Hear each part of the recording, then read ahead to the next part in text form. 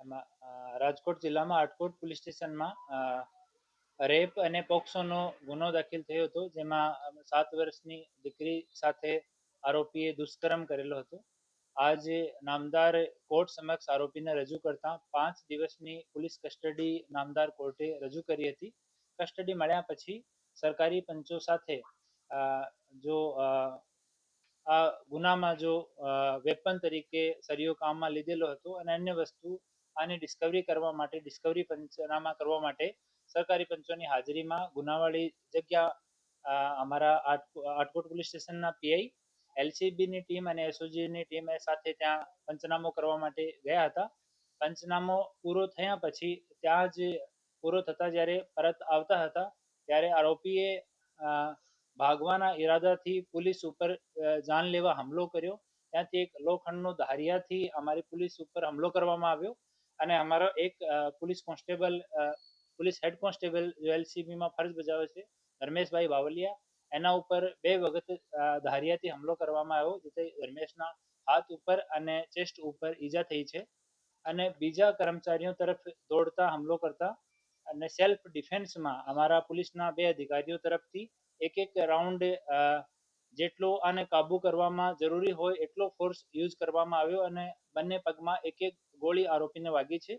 ઘટનાની તુરંત કંટ્રોલ રૂમમાં જાણ કરવામાં આવી અને તુરંત 108 ઉપર કોલ કરવામાં આવ્યો અને આરોપીને અને અમારા ઘાયલ પોલીસ કર્મી બંનેને આટકોટમાં જો ડોક્ટર બોગરાનો હોસ્પિટલ છે એમાં એડમિટ કરવામાં આવ્યા. ત્યાં પ્રારંભિક સારવાર થઈ છે. એના પછી આરોપીને અને અમારા ઘાયલ પોલીસ કર્મી બંનેને રાજકોટ સિવિલ હોસ્પિટલ ખાતે રેફર કરવામાં આવે છે અને હવે બંને ઓન ધ વે છે.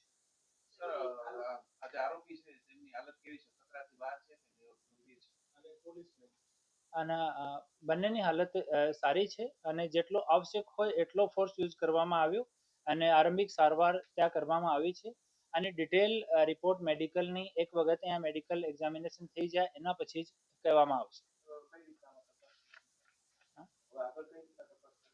અમે પહેલા દિવસથી જ અમે તમામ ઇન્વેસ્ટિગેશન માટે ફોરેન્સિકના પુરાવા અને જેટલા સાક્ષી જેટલા છે આ તમામ વસ્તુને લઈને એકદમ પ્રોપર તરીકાથી તપાસ ઝડપથી જેટલી વહેલી થઈ શકે, જેટલી જલ્દી થઈ શકે એટલી જલ્દી તપાસ કરીને અમે ચાર્જશીટ કરવાના છીએ.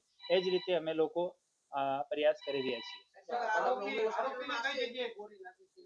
આરોપીના પગમાં, બંને પેરમાં, ઘૂંટણાથી નીચેના ભાગમાં બંને પેરમાં ગોળી વાગી છે. પોલીસ ઉપર હુમલો કર્યો છે એનો બીજો ગુના દાખલ કરવાની કાર્યવાહી આટકોટ પોલીસ સ્ટેશનમાં ચાલુ છે. આ એક વખત 5 દિવસ પછી વિચારવામાં આવશે.